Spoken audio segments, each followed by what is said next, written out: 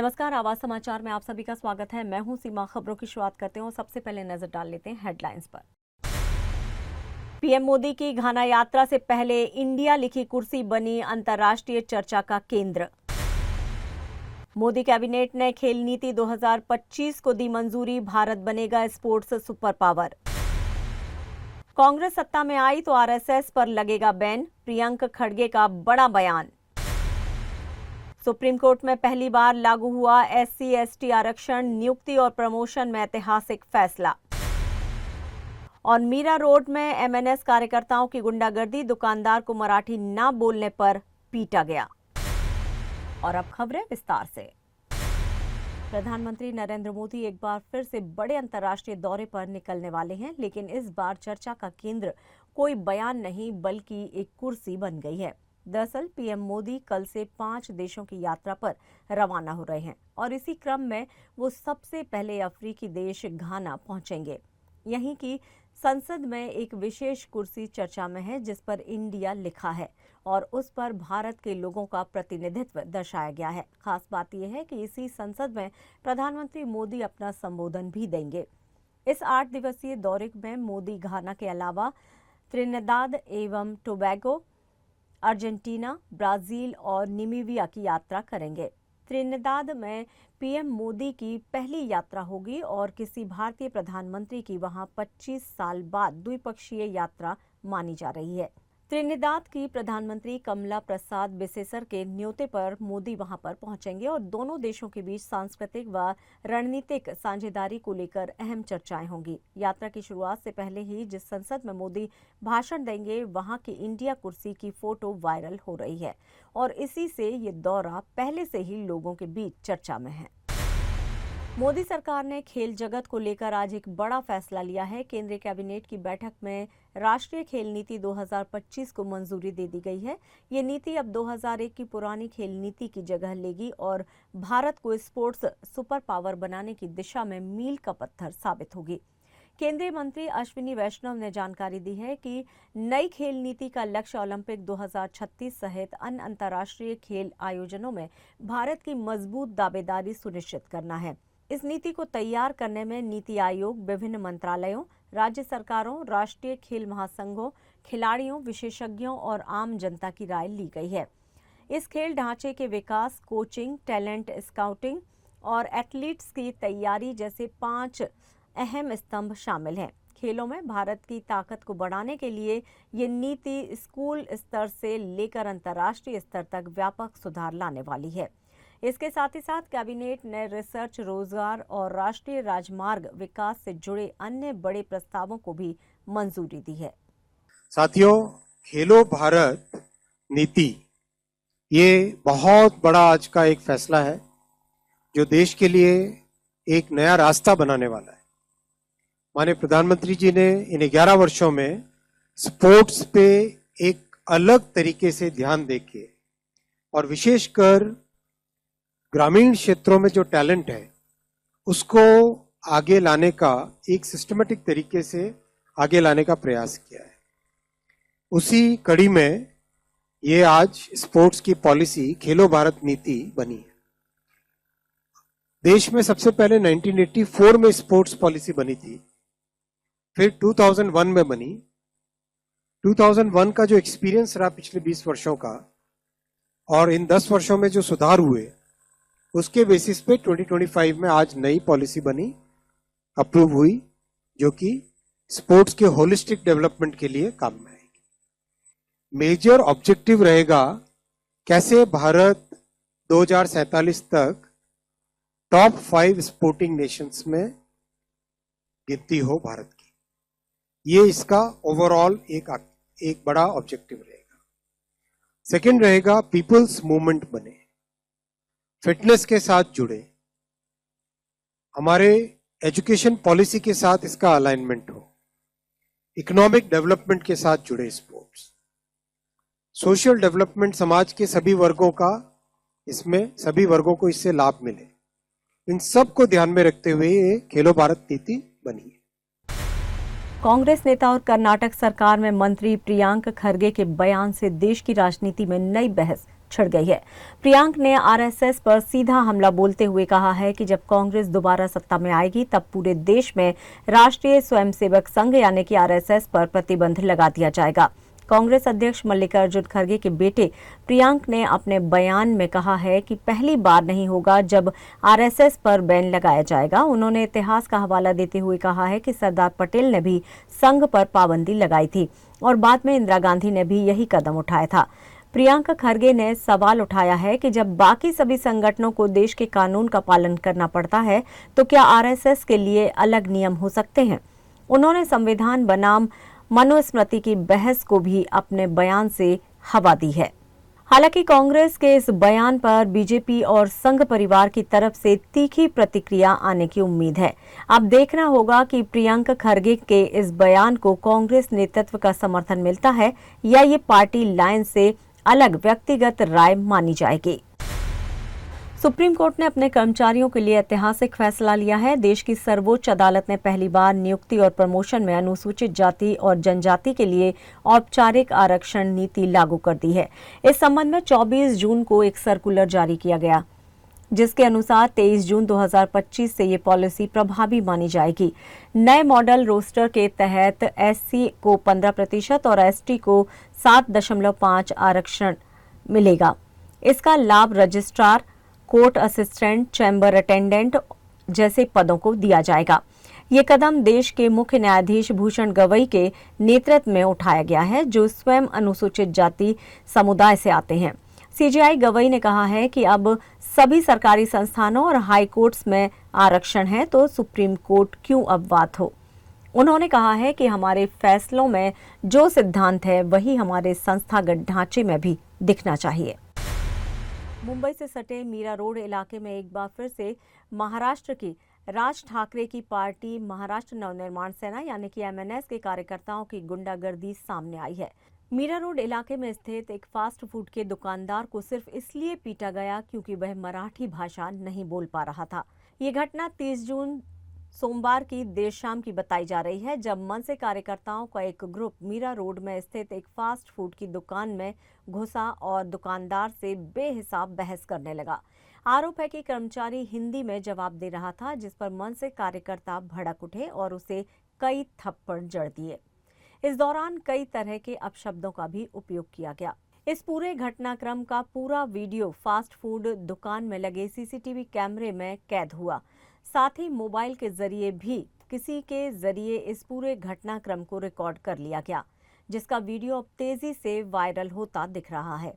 Video में साफ देखा जा सकता है कि कैसे दुकानदार को घेर कर उसके साथ बदसलूकी की जा रही है। इस घटना ने फिर से मुंबई में भाषा को लेकर बढ़ती कट्टरता और राजनीतिक दबाव को उजागर कर दिया है। वहीं इस मामले पर मनसे नेता संदीप राणे ने बयान देते हुए कहा है कि हिंदी भाषा का जीआर महाराष्ट्र सरकार की ओर से रद्द किए जाने को लेकर पार्टी के कुछ कार्यकर्ता जल्लोश कर रहे थे। ठीक उसी दौरान पानी पीने के लिए नजदीक जोधपुर स्वीट मार्ट में कार्यकर्ता गए। उस दौरान दुकानदार ने पूछा कि किस बात को लेकर यहां कार्यक्रम हो रहा है, तो कार्यकर्ताओं की तरफ से जल्लोश की सारी बातें दुकानदार को बताई गई, जिसके बाद संबंधित दुकानदार ने कुछ अलग बात कही, जिसे लेकर कार्यकर्ता नाराज हो गए। संदीप राणे ने ये साफ कहा है कि घटित घटना का मनसे किसी भी तरह से समर्थन नहीं करती है, लेकिन कोई भी महाराष्ट्र की धरती पर रहकर अगर मराठी भाषा को लेकर अलग बात करेगा तो उसे अपने अंदाज में ही जवाब दिया जाएगा। बघा, परवा घटना घडलेली, जैसा महाराष्ट्र सरकारने हिंदी भाषिकचा जो जीआर होता तो रद्द करण्यात आला, त्याचा जल्लोष आमचे काही कार्यकर्ते त्या ठिकाणी बालाजी सर्कल या ठिकाणी करत होते। जल्लोष करताना आमची काही 2-4 मुलं त्या ठिकाणी जोधपूर स्वीट्स मध्ये या ठिकाणी पाणी घेण्यासाठी गेले। पाणी घेण्यासाठी गेल्यानंतर त्यांनी त्या विचारलं की बाबा जल्लोष कसला जल्लोष आहे, तर आमच्या कार्यकर्ते सांगितलं बाबा हिंदी भाषिकचा जो जीआर रद्द झाला त्या हिशोबाने आम्ही जल्लोष करतोय। तर त्यांनी असं एरोगंटली त्यांना हे दिलं की या ठिकाणी सगळं भाषा चालतील आणि मराठी चालणार नाही, असे जरा वेगळ्या भाषेमध्ये बोलणार। मग तिथे झटापट झाली त्यांची। आम्ही त्याचं समर्थन करत नाही, पण महाराष्ट्राच्या आड आणि मराठीच्या आड कोण येत असेल त्याला तसं उत्तर दिलं जाईल, हे पण तुम्हाला सांगतो। त्याचबरोबर काल नरेंद्र मेहता साहेबांनी एक पोस्ट टाकली आहे त्या पोस्टमध्ये असं त्यांनी लिहिलंय की गुजराती आणि मारवाडीचा फक्त उल्लेख केलाय की यांच्यावर मारहाण होते, हे होते. मला मेहता साहेबांना सांगायचं, तुम्ही जेव्हा निवडणूक उभे होता तेव्हा सर्व जाती धर्माच्या गोष्टी तुम्ही केलेल्या आहेत, सर्व धर्म समभावाच्या गोष्टी केलेल्या आहेत, कळलं की नाही. तर मेहता साहेबांना मला कळकळीची विनंती आहे, तुम्ही अशी एक पोस्ट टाकली असती ना की बाबा तुम्ही सर्व जाती धर्माचे लोक आहेत, कुठे जाती तेढ निर्माण होता कामा नये, मीरा भाईंदरमध्ये शांतता राहायला पाहिजे, हे आवाहन केलं असतं तर मी त्यांना सॅल्यूट केलं असतं की बाबा हा फार मोठा विजनवाला नेता आहे. पण त्यांनी थोडक्यातच फक्त मारवाडी आणि गुजरातीचं नाव घेतलं. तर मला त्यांना कळकळीची विनंती आहे की असं कृत्य करू नका. कारण काचेच्या पेटीमध्ये तुम्ही लक्षात घ्या, तुम्हाला जेव्हा मराठी लोकांची जेव्हा गरज होती तेव्हा मराठी लोकांनी तुम्हाला मतदान पण केलेलं आहे. त्यामुळे मी तुमच्या या व्हिडिओच्या माध्यमातून सांगतो, मराठी तुम्हाला येत नसेल तर बोलू नका, पण त्याचा अपमान पण सहन केला जाणार नाही. लक्षात घ्या, महाराष्ट्र आहे, महाराष्ट्राची संस्कृती तुम्हाला आजमायला पाहिजे आणि इम्प्लिमेंट व्हायला पाहिजे. त्याचबरोबर मराठी माणसाचा कुठे अन्याय झाला आणि कुठे जर त्याच्यावर हे करत तर तसंच्या तसं उत्तर दिलं जाईल, हे पण सांगतो. अब देखना होगा कि इस मामले में पुलिस क्या कार्रवाई करती है और मनसे कार्यकर्ताओं के खिलाफ किस तरह के कदम उठाती है। वहीं सुनने में ये भी आ रहा है कि तमाम दुकानदारों ने एक अहम बैठक भी बुलाई है और इस मामले को लेकर पुलिस प्रशासन से गुहार भी लगाई गई है कि इस बाबत कड़ी कार्रवाई की जाए। खबरों में यहाँ लेंगे एक छोटा सा ब्रेक, आप बने रहिए आवाज समाचार के साथ।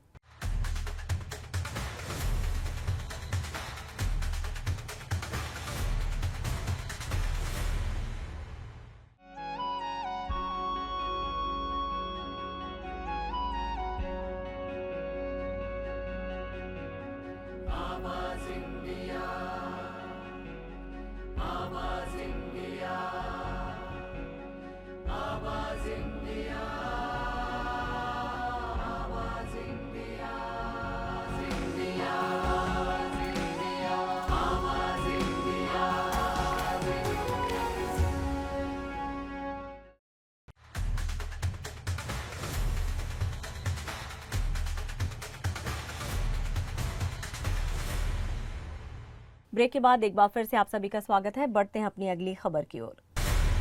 दिल्ली की मुख्यमंत्री रेखा गुप्ता ने पुरानी दिल्ली रेलवे स्टेशन का नाम बदलने की सिफारिश की है। उन्होंने रेल मंत्री अश्विनी वैष्णव को पत्र लिखकर ये स्टेशन महाराजा अग्रसेन के नाम पर रखने का प्रस्ताव दिया है। मुख्यमंत्री रेखा गुप्ता ने अपने पत्र में लिखा कि महाराजा अग्रसेन एक ऐतिहासिक व्यक्तित्व थे जिन्होंने भारत के सामाजिक और आर्थिक विकास, खास तौर पर दिल्ली क्षेत्र में अहम भूमिका निभाई। ऐसे में ये नाम बदलाव उनके प्रति एक सच्ची श्रद्धांजलि होगी। रेखा गुप्ता ने महाराजा अग्रसेन को समाजवाद का अग्रदूत बताते हुए उन्हें एक ईंट का 1 रुपया जैसे सिद्धांतों पर जिक्र किया, जिससे उनके शासन में एक नए परिवार को समर्थन मिलता था। बता दें कि पुरानी दिल्ली रेलवे स्टेशन राजधानी का सबसे पहला स्टेशन है और इसका ऐतिहासिक महत्व भी रहा है। अब देखना होगा कि नाम बदलने की ये मांग सिर्फ प्रस्ताव तक सीमित रहती है या केंद्र सरकार इस पर विचार भी करती है। महाराष्ट्र में पीओपी यानी कि प्लास्टर ऑफ पेरिस से बनी मूर्तियों के विसर्जन को लेकर अब सरकार जल्द एक ठोस नीति बनाने जा रही है। मुंबई हाई कोर्ट को जल्द सरकार ने 30 जून 2025 यानी कि सोमवार के दिन तक की जानकारी दी कि वो अगले 3 हफ्ते में ये नीति तैयार कर लेगी। दरअसल ये मामला हाई कोर्ट में गणेश मूर्ति निर्माताओं के संगठन की याचिकाओं को लेकर चल रहा है। इन याचिकाओं में पीओपी मूर्तियों पर बैन को चुनौती दी गई है। मूर्तिकारों का कहना है कि केंद्रीय प्रदूषण नियंत्रण बोर्ड सीपीसीबी के दिशा निर्देश उनके मौलिक अधिकारों का उल्लंघन करते हैं। जब सुनवाई हुई तो महाधिवक्ता वीरेंद्र सराफ ने मुख्य न्यायाधीश आलोक आराधे और जस्टिस संदीप मार्ने की पीठ को बताया कि सरकार इस विषय पर गंभीर है और नीति तैयार करने के लिए 3 हफ्तों का वक्त चाहती है। कोर्ट ने इस पर सहमति जताई, लेकिन साथ ही सरकार को आगाह भी किया है कि आगामी त्योहारों को ध्यान में रखते हुए नीति तैयार करने में देरी न की जाए। कोर्ट ने सख्ती से कहा कि ये नीति 23 जुलाई तक कोर्ट के समक्ष पेश की जाए ताकि समय रहते उस पर विचार किया जा सके। अब देखना होगा कि क्या सरकार वक्त पर नीति तैयार कर लेती है और क्या इससे मूर्तिकारों की चिंताओं का समाधान हो पाता है। बिहार में अब राम मंदिर की तर्ज पर मां सीता का भव्य मंदिर बनेगा और इसकी शुरुआत हो चुकी है। नीतीश कुमार के एक बड़े फैसले से मुख्यमंत्री नीतीश कुमार की अध्यक्षता में आज हुई कैबिनेट बैठक में पुनौरा धाम सीतामढ़ी को अयोध्या की तरह विकसित करने की योजना को मंजूरी दे दी गई है। इस योजना पर कुल 882 करोड़ रुपए 87 लाख खर्च होंगे। इसमें भव्य जानकी मंदिर, सहित पर्यटन, श्रद्धालु सुविधाएं और सांस्कृतिक केंद्रों का भी निर्माण शामिल है। नीतीश कुमार ने खुद सोशल मीडिया पर ये जानकारी साझा की है। इसे जगत जननी मां जानकी की जन्मस्थली के लिए ऐतिहासिक क्षण बताया। सरकार का कहना है कि जल्द ही इस परियोजना का प्रारंभ किया जाएगा। विधानसभा चुनाव नजदीक है और ऐसे में धार्मिक और सांस्कृतिक स्थलों के विकास को लेकर नीतीश सरकार का ये कदम राजनीतिक रूप से भी अहम माना जा रहा है। जानकारी के लिए बता दें कि पिछले हफ्ते ही नीतीश कैबिनेट ने 46 एजेंडों को मंजूरी दी है और अब 24 और प्रस्तावों पर मोहर लग चुकी है। इससे साफ है कि चुनावी मौसम में सरकार पूरी रफ्तार से एक्टिव हो चुकी है। बीजेपी नेता और विधायक प्रवक्ता राम कदम ने फिल्म अभिनेता नसरुद्दीन शाह पर तीखा हमला बोला है। राम कदम ने कहा है कि नसरुद्दीन शाह ने तमाम हिंदुस्तानियों और सनातनियों का अपमान किया है। उन्होंने शाह से तुरंत माफी मांगने की मांग की है। राम कदम का कहना है कि हिंदुस्तान में रहकर पाकिस्तान की तरफदारी करना बर्दाश्त नहीं किया जा सकता। दरअसल नसरुद्दीन शाह ने एक बयान में कहा था कि अगर कोई उन्हें गो टू पाकिस्तान कहेगा तो वो कहेंगे गो टू कैलाश। इस बयान में कैलाश की तुलना पाकिस्तान से करने पर राम कदम भड़क गए हैं। उन्होंने इसे देश की आस्था और भावनाओं के खिलाफ बताया। देखिए, नसरुद्दीन शाह, उनकी कला का, प्रतिभा का हम सम्मान करते हैं। इस देश ने, देश की जनता ने उनको नाम दिया, शोहरत दी, इज्जत दी, पैसा दिया, सब कुछ दिया। वो कह रहे हैं, उनको किसी ने कहा गो टू पाकिस्तान तो कहेंगे गो टू कैलाश। क्या है कैलाश? कैलाश हमारी श्रद्धा है, हमारे तीर्थ भूमि है, हमारी पवित्र भूमि है, हमारे भगवान शिव जी वहां विराजमान है, ऐसी मान्यता है हमारी। तो उसको जोड़ोगे पाकिस्तान के साथ? और इतना ही पाकिस्तान के प्रति प्रेम है तो किसने रोका आपको? यहां पहलगाम के हमले में जिन बहनों ने अपने पति को खोया, जिस मां ने अपने बेटे को खोया, कम से कम उनका सोचा होता, उनके सिंदूर का सोचा होता। जो फौजी है, देश की रक्षा कर रहे हैं, उनका सोचा होता। आपको काम करने के लिए कई सारे कलाकार मिलेंगे। दलजीत को जाके पाकिस्तान की कलाकार मिली। अरे पैसे कमाने, नाम कमाने, इतना तो मत नीचे गिरो। नसरुद्दीन शाह ने करोड़ों करोड़ हिंदुओं का आह्वान किया है, उसको हाथ जोड़ करके माफी मांगनी पड़ेगी। अब देखना होगा कि इस बयान पर नसरुद्दीन शाह कोई सफाई देते हैं या चुप रहना पसंद करते हैं। महाराष्ट्र के नंदुरबार जिले में आषाढ़ी एकादशी के अवसर पर भक्ति और कला का एक अद्भुत संगम सामने आया है। कोरेत स्थित केडी गावित माध्यमिक और उच्चतर माध्यमिक विद्यालय के छात्र राधेश भूपेंद्र पाटिल ने तुलसी के पत्तों पर विठोबा की खूबसूरत और सूक्ष्म पेंटिंग बनाकर सबको चौंका दिया है। राधेश बचपन से ही चित्रकारी के शौकीन रहे हैं और अब उन्होंने अपनी आस्था को अपनी कला में ढाल दिया है।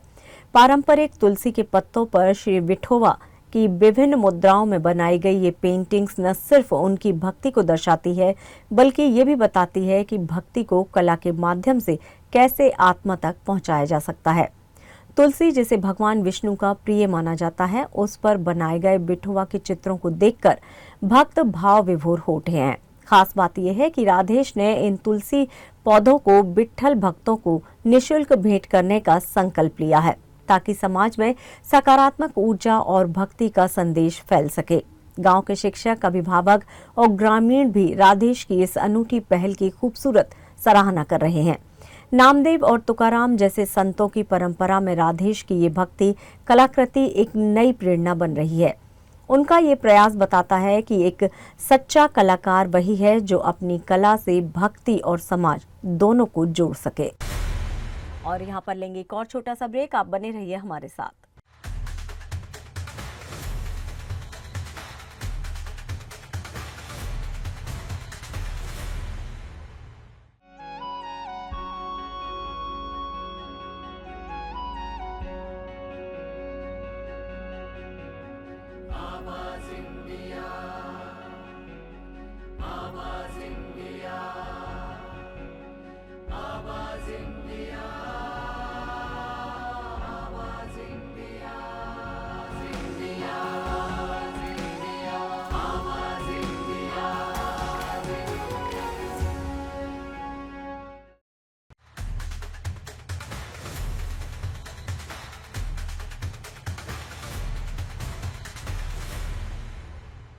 ब्रेक के बाद एक बार फिर से आप सभी का स्वागत है। बढ़ते हैं अपनी अगली खबर की ओर। टीम इंडिया के स्टार बल्लेबाज और पंजाब किंग्स के कप्तान श्रेयस अय्यर का एक मजेदार वीडियो सोशल मीडिया पर वायरल हो रहा है। इस वीडियो में वो घर पर अपनी मां के साथ क्रिकेट खेलते नजर आ रहे हैं। वीडियो में उनकी मम्मी ने पहले एक बाउंसर डाली, फिर यॉर्कर पर श्रेयस को क्लीन बोल्ड कर दिया। आउट होने के बाद मां का जश्न मनाना फैंस को खूब भा रहा है। इस दिलचस्प पल को खुद श्रेयस ने सोशल मीडिया पर शेयर किया, जिसे देखकर यूजर्स ने मजेदार कमेंट्स भी किए हैं। किसी ने पूछा, क्या आपकी मम्मी अगले टेस्ट मैच के लिए उपलब्ध हैं? तो किसी ने लिखा, बाउंसर और यॉर्कर का कॉम्बो कमाल है। माँ बेटे के बीच ये होम वर्ल्ड कप मैच भले ही घर पर हुआ हो, लेकिन सोशल मीडिया पर इस जीत ने सभी का दिल जीत लिया है। फिल्म इंडस्ट्री में हलचल मचाने वाला एक जबरदस्त ट्रेलर रिलीज हुआ है फिल्म मालिक का। राजकुमार राव, मानुषी छिल्लर, सौरभ शुक्ला, सौरभ सचदेवा और प्रसन्नजीत चटर्जी जैसे दमदार कलाकार इस फिल्म में नजर आएंगे। प्रेस कॉन्फ्रेंस के दौरान अभिनेता सौरभ शुक्ला ने कहा कि इंडस्ट्री पहले से ही काफी ज्यादा परिपक्व हो गई है। उन्होंने कहा कि मैंने जब शुरुआत की थी तब फिल्में अलग होती थी। आज कंटेंट, टेक्नोलॉजी और एक्टिंग तीनों में जबरदस्त विकास हुआ है। समय में मैं यहाँ पर आया था, आई केम इन 93 एंड उस वक्त फिल्मों का अपना एक कहना चाहिए कि एक खाका बना हुआ था, एक फॉर्मूला बना हुआ था। And Satya was like a different kind of a film in those times. So मुझे अच्छी तरह से याद है कि पहले हमें बताया जाता था, मैं लिखता भी था, तो बताया जाता था कि यार कहानियां ऐसी लिखनी चाहिए। लेकिन उसके बाद आज जिस दौर में हम लोग हैं, मुझे एक बार मैं नाम नहीं लूंगा, एक बहुत पुराने प्रोड्यूसर मुझे मिले वापस और उन्होंने कहा कि सौरभ जी आप कुछ लिखिए और ना जैसा उस वक्त लिखते थे ना उस टाइप का ही कुछ नया सा लिखिए। So the world has changed, it has evolved. So ये सारी फिल्में, मतलब जैसे कि मालिक जो है, it's a commercial film, it's a action packed film, but there is abundance of realism and artistic value. So this is a great thing.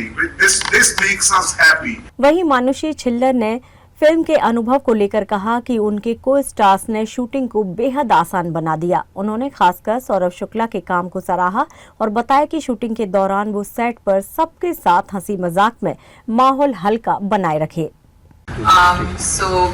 Luckily, I got the opportunity to test. Let's just say that, and I guess that worked out.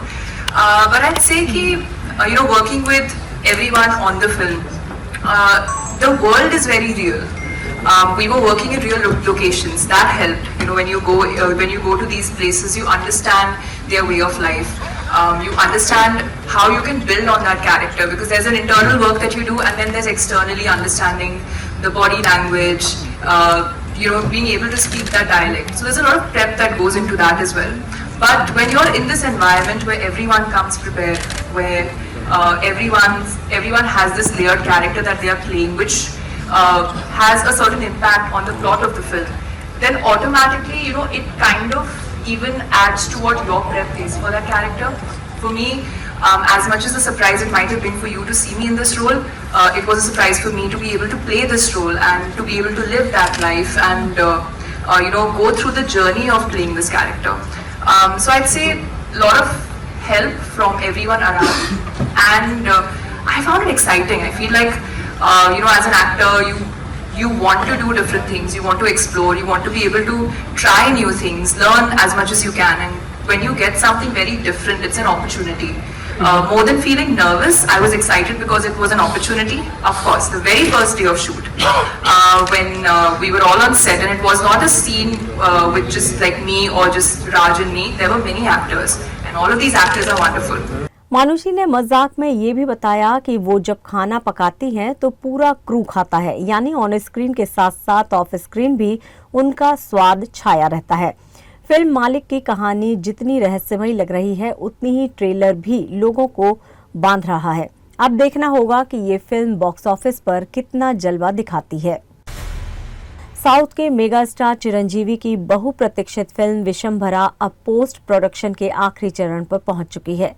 ये एक भव्य social fantasy film है जिसे लेकर दर्शकों में जबरदस्त उत्साह है। बताया जा रहा है कि फिल्म में इतने भव्य और रिकॉर्ड तोड़ बीएफएक्स सीन होंगे जो भारतीय सिनेमा में पहली बार दिखाई देंगे।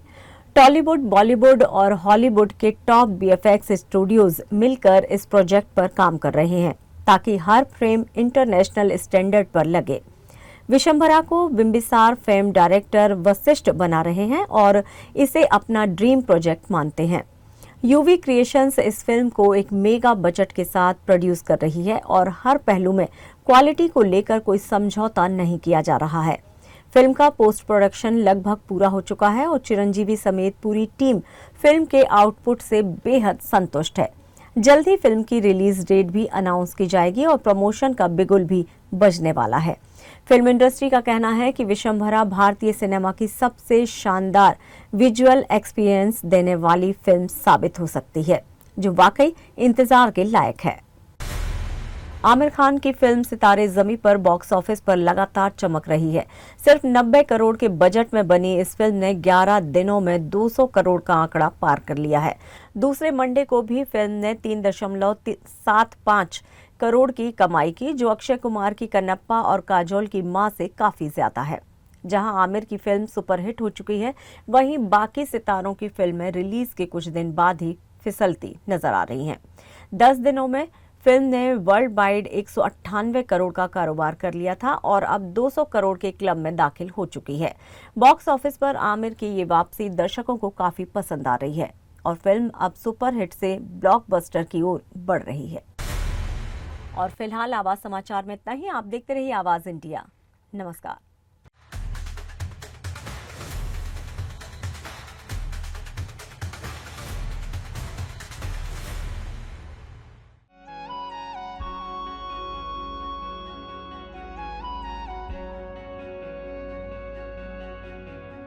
आवाज इंडिया, आवाज